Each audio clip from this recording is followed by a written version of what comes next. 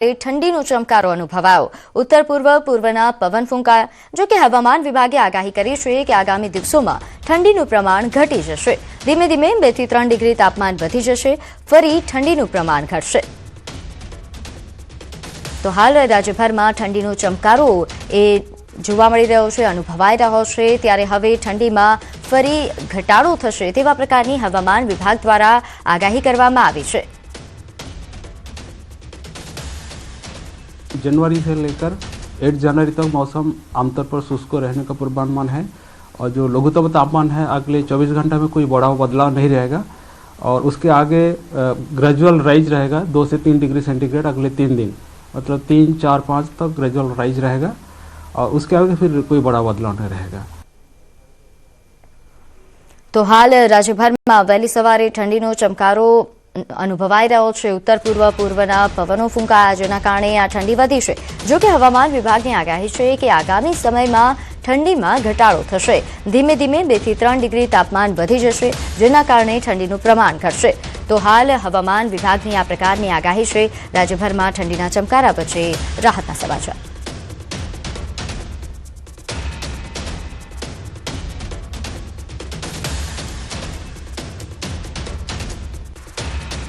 ત્યારે હાલ વધુ વિગત સાથે મારી સાથે સંવાદદાતા વિભુ લાઈવ જોડાઈ ગયા છે। વિભુ, હાલ રાજ્યભરમાં ઠંડીનો ચમકારો અનુભવાઈ રહ્યો છે। જો કે હવામાન વિભાગની આગાહી છે કે ઠંડી હવે ઘટશે, શું વધુ વિગત?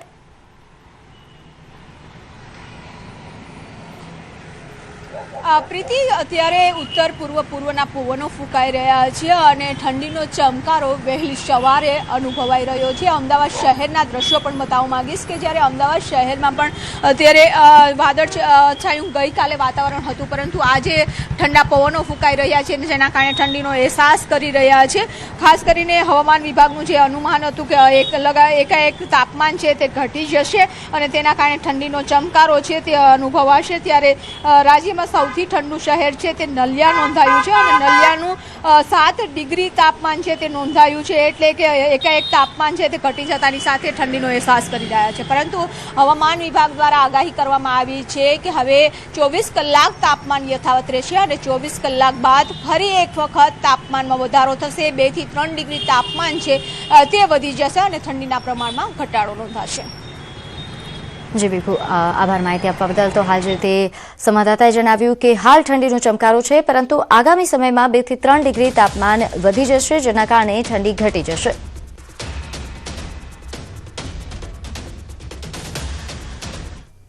તો હવે વાત ખેડૂતોને ડરાવે તેવી આગાહી। આગાહીકાર રમણીક વામજાની આ આગાહી સાંભળીને પતંગ રસિયાઓને પણ જોરદાર ઝટકો લાગશે। ઠંડી નહીં, આ વખતે માવઠાની ઘાત। જાન્યુઆરી મહિનો રહેશે વાદળવાયુ વાળો।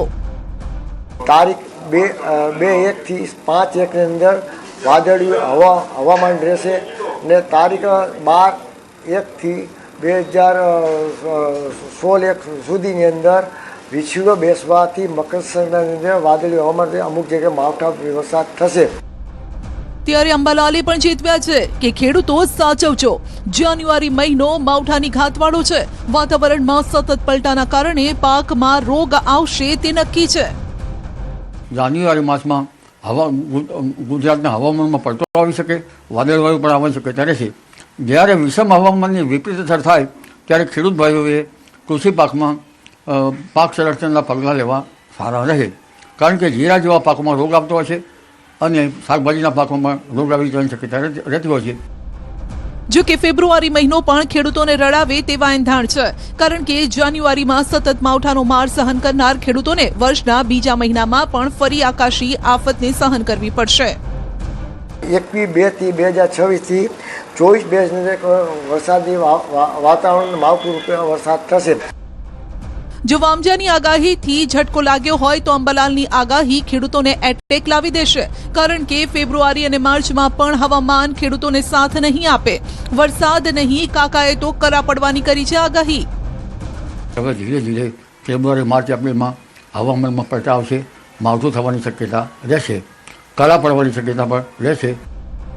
જો કે આ વર્ષે જોઈએ તેવી ઠંડી નથી પડી, પણ માવઠા સતત આવી રહ્યા છે।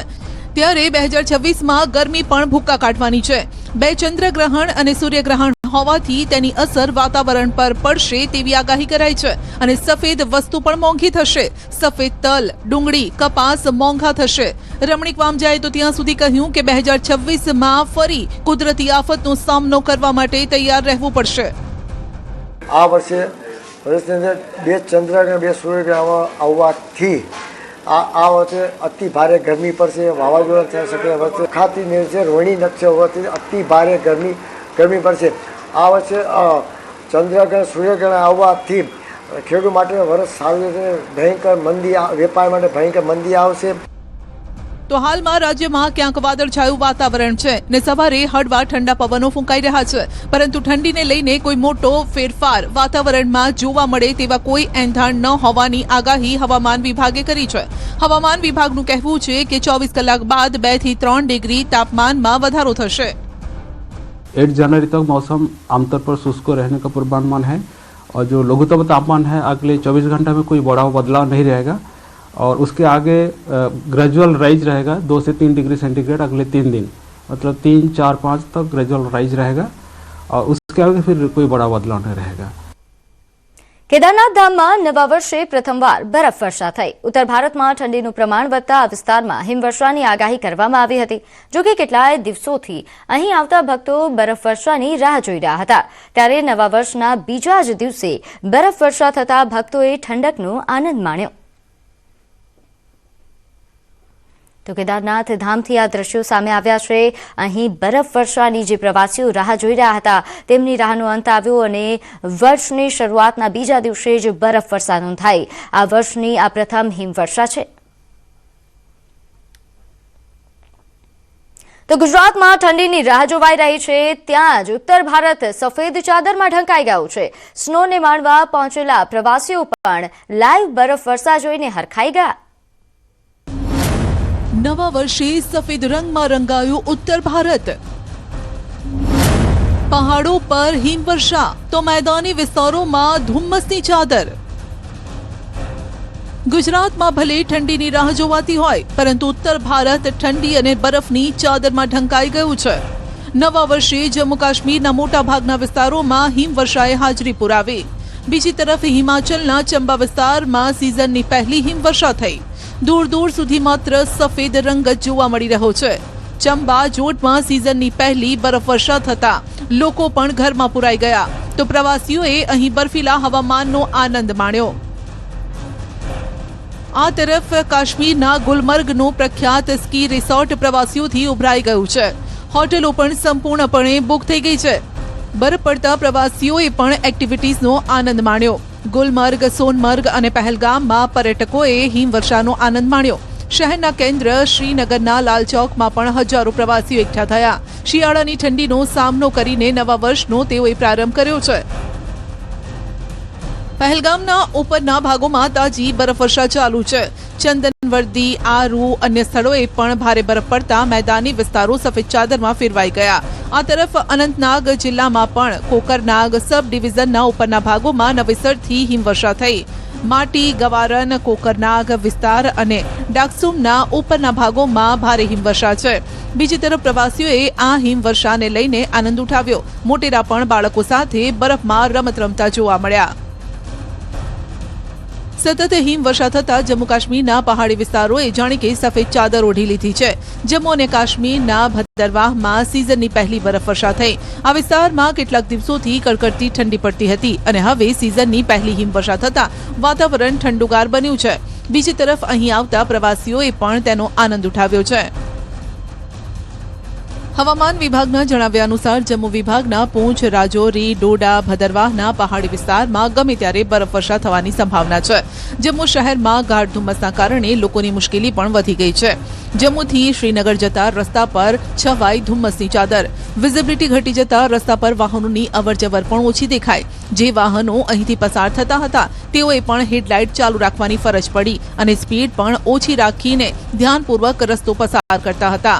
સૂર્યદેવ પણ ધુમ્મસની પાછળ છુપાયેલા જોવા મળ્યા.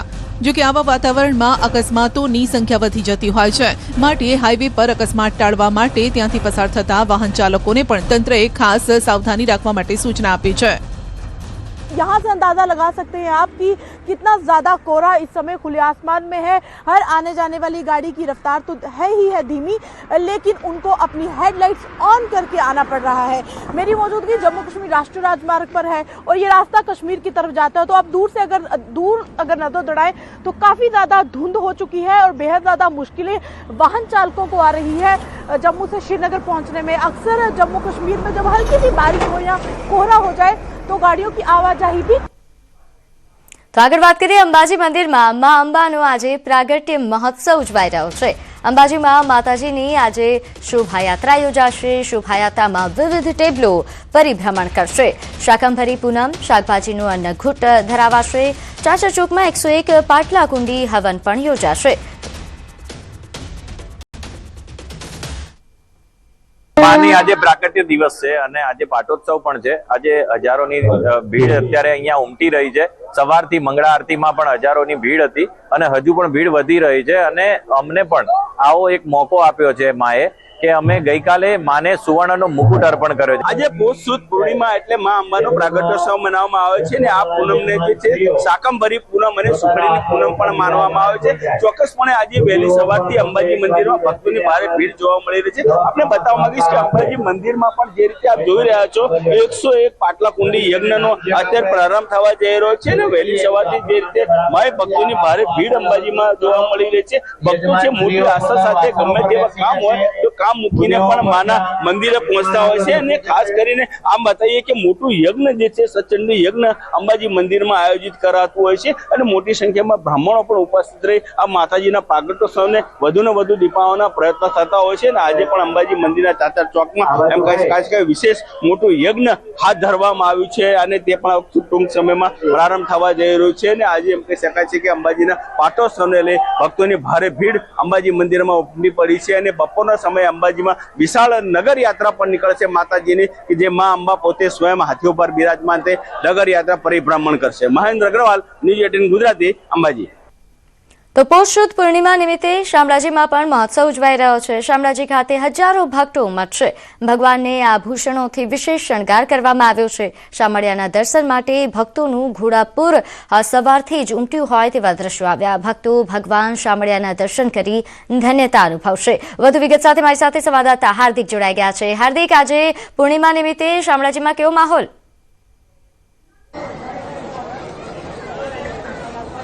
હા પ્રીતિ, ચોક્કસથી જે વર્ષ 2026થી પહેલી પૂર્ણિમા અને પોષી પૂર્ણિમા છે અને પોષી પૂર્ણિમાનું અનેરું મહત્વ છે। યાત્રાધામ શામળાજીમાં આપ દ્રશ્યો બતાવી દઈશ કે તમને ભક્તોની વહેલી સવારથી મોટી સંખ્યામાં ઘોડાપુર ઉમટી પડ્યું છે અને ખાસ કરીને ભગવાન શામળિયાના દર્શન કરવા માટે ભક્તો આતુર બન્યા છે। ખાસ કરીને વર્ષની 2026ની પ્રથમ પૂર્ણિમા છે તેના સાથે સાથે જે પ્રકારે ભક્તો મોટી સંખ્યામાં આવી રહ્યા છે। આજે મા અંબાનો પ્રાગટ્ય દિન છે અને આજે જે ધનુર્માસ ચાલી રહ્યો છે તેમાં ભગવાન વિષ્ણુ ભગવાનની પૂજાનું પણ અનેરું મહત્વ હોય છે।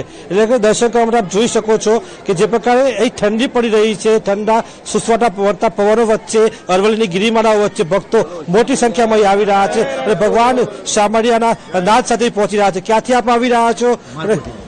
હાજી, માલપુર થાય। કેવો આજે અનુભવ થઈ રહ્યો? ભગવાન દર્શન કર્યું છે? ભગવાનના આજે શામળિયાના ધનુર્માસમાં ખૂબ આનંદ થઈ રહ્યું છે।